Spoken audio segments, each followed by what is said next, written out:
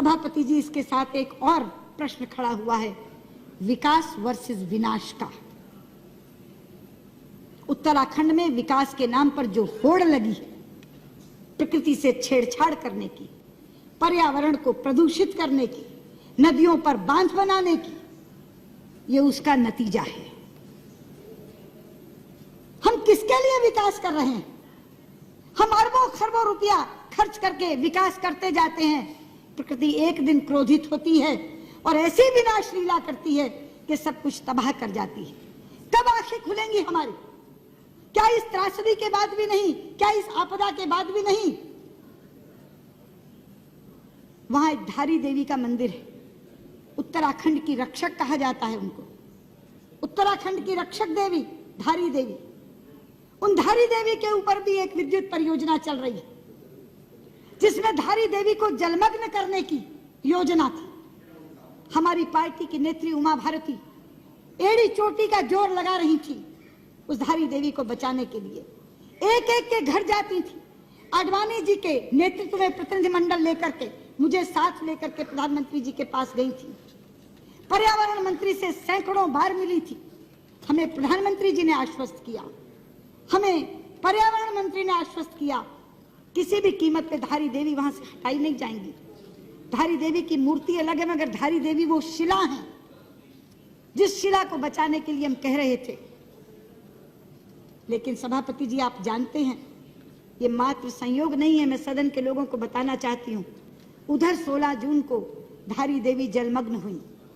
उसी दिन धारी देवी जलमग्न हुई और इधर केदारनाथ में जल प्रलय आया, जो ऐसा जल प्रलय आया जो हजारों जिंदगियों को लील गया, जो एक विनाश की लीला करता हुआ चला गया। हमारे शास्त्रों में एक श्लोक है, अपूज्याम यत्र पूज्यन्ते पूज्यानां तु व्यतिक्रमा त्रीणि तत्र भविष्यन्ति दुर्भिक्षम मरणम भयम। जहां अपूज्य लोगों की पूजा होती है मगर पूज्यों का तिरस्कार होता है, वहां 3 चीजें घटती हैं, अकाल, मौत और भय। ये वहां की पूज्या उत्तराखंड की रक्षक देवी धारी देवी का तिरस्कार हुआ और तीनों चीजें आ गई। लोग भुखमरी से भी मर रहे हैं, मौत का भी तांडव हो रहा है और भय भी वहां व्याप्त है। इसलिए मैं कहना चाहती हूं, ये जो विकास वर्सेस विनाश का प्रश्न है, ये आज मुंह बाए खड़ा है। वहां गंगा जी के ऊपर कितने बांध बन रहे हैं आप जानते हैं। योजना आयोग की चतुर्वेदी समिति ने गंगा, भागीरथी और अलकनंदा पर 70 बांधों की स्वीकृति दी है। 70 बांधों की। आज रेवती रमन जी यहां बैठे नहीं हैं, 2-2 बार चर्चा कराई है इस सदन में उन्होंने। हम सब सांसदों को साथ लेकर प्रधानमंत्री जी के पास जाते हैं। सभापति जी, गंगा हमारे लिए साधारण नदी नहीं है, गंगा हमारे लिए मां है। पता नहीं आप उस दिन थे सेंट्रल हॉल में कि नहीं, मुझे आश्चर्य निश्चित हर्ष हुआ था, इतना हर्षित हुआ था मन।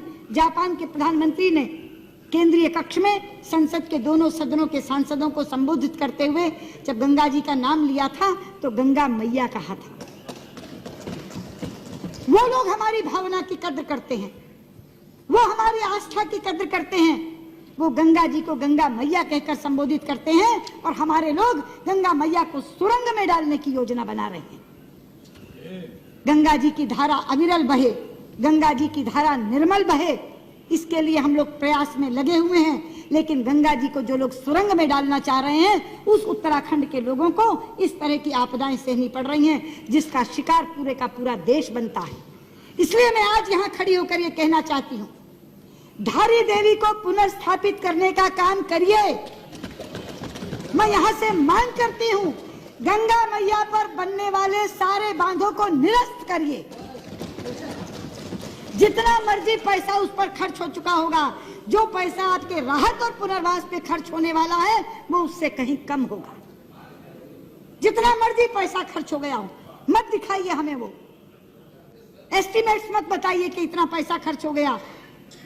अमूल्य जिंदगियां जा रही, खत्म हो रही हैं। पूरे का पूरा उत्तराखंड आज विप्लव की कगार पर खड़ा है। इसलिए मैं आपसे कहना चाहती हूं, गृह मंत्री जी, गंगा मैया पर बनने वाले सारे बांध निरस्त कर दीजिए, धारी देवी को पुनर्स्थापित करिए।